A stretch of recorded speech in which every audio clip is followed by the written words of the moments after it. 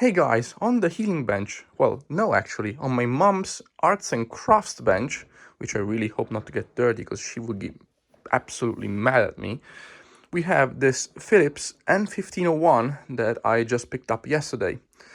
If you've been following me on Twitter, you probably don't. Last week I found this N1500. I've been looking for one for literally ages, so it only seemed fitting to find another one just a week after. And I spent a lot of time getting it mostly sorted and about as good as it gets for playing a tape. So I thought, now that I have another machine to work on, to give you a heads up on what you need to do if you want to get one of these heavy beasts up and running.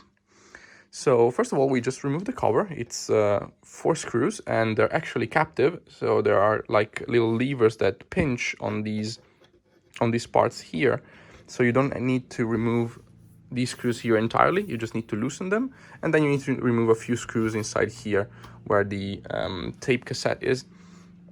And then you get to this point.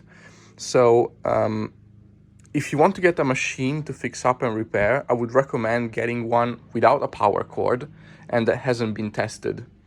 So if you have the power cord, first of all, it's a really weird plug. It's this thing here. And I've never seen a cable like this. The good news is that if you look at the opening, that's about the same as a regular IC plug. So what I've done on the 1500 is just modify it for IC, and that works beautifully.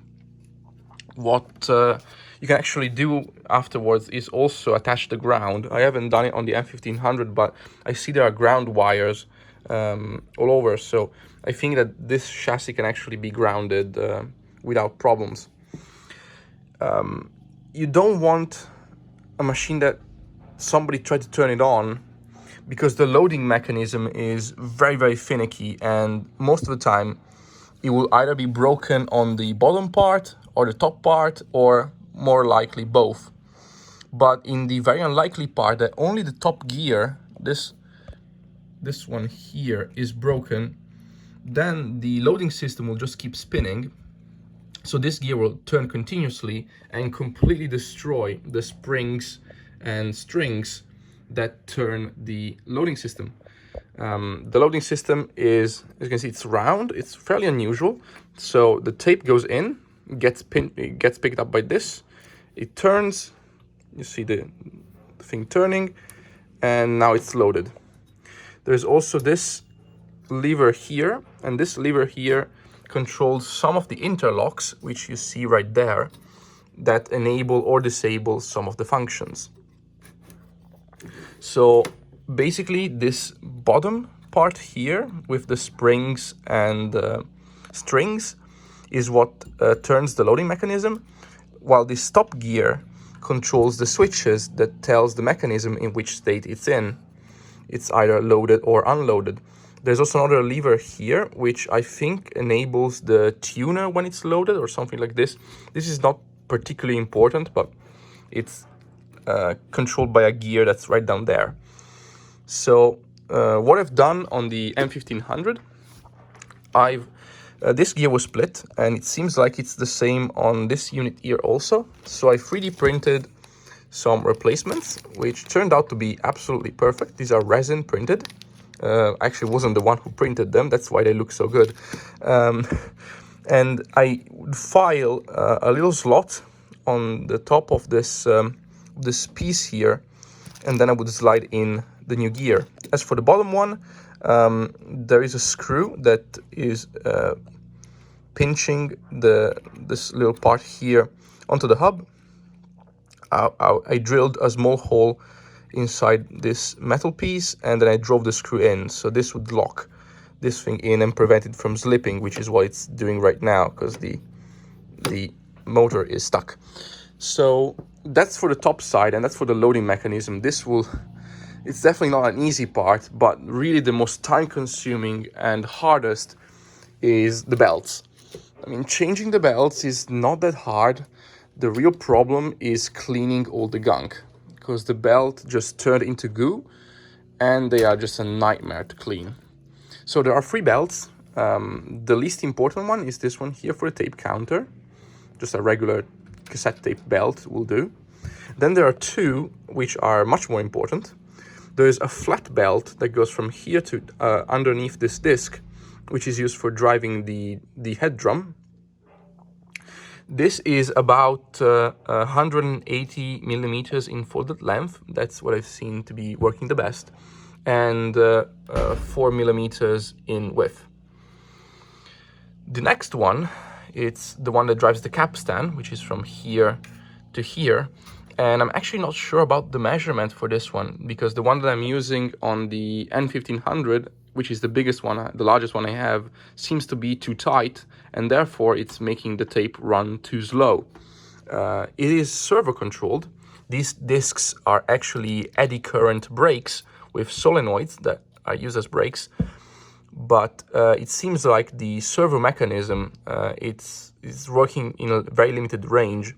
And while on the head drum, the braking system is on the drum itself, on the capstan is on the motor driver, so there's a belt in between, and the feedback is actually these magnets and what basically is a tape head. So these are the two most important belts, but the most boring thing is that this thing just turns into goo, goes everywhere, it's super sticky, it's impossible to clean. I just wasted ages on cleaning this one here. What also doesn't help is that the rest of the belt is melted underneath this disc, and to get it off, it's quite a painful process. You need to remove the solenoid, you need to remove these two screws to remove the bracket. There's another shield underneath, and also, yeah, you see, already got my hands. I had some gloves here, but I should have put them on. And then you need to remove this centerpiece. This will actually require calibration afterwards, so you need to find some spacers and recalibrate it. But I've done it with Post-its and it works just fine. So that's my favorite feeler gauge, actually. And the same also for the drums. So you have to stick a few between the disc and top and bottom of the braking system, and a couple on the drum as well. That will center it quite accurately. The last thing to do after you wasted a day cleaning all this belt mess, and you also need to clean them from the board. See that's the belt here, that's some more here, that's another one there. So it's a mess. You also need to refresh the rubber on this system here, which is used for fast forward and rewind. So what you do for this, there's a rubber tire underneath that it's controlled by this lever that goes up and down. Up would be I think reverse, down would be fast forward, and it engages with the upper or lower hub that goes to the tape, because the tapes are just one stacked on top of the other. So that will need to be refreshed. If not, it will be slipping continuously. And by the way, when you're changing belts, removing this is fairly hard, so I usually keep it in place. I just remove the brushes and maybe the solenoid. The capstan can actually be removed rather easily. Once you remove this plate, it actually just slides out. Just be careful that there is a black ring right here that needs to be removed first. If not, you're gonna lose it inside the machine. So that's a quick overview on what you need to do in order to get at least the mechanical part of a Philips VCR up to spec. I don't know if I will make videos on repairing this one. If I'll do, they're just going to be attached right next to this one.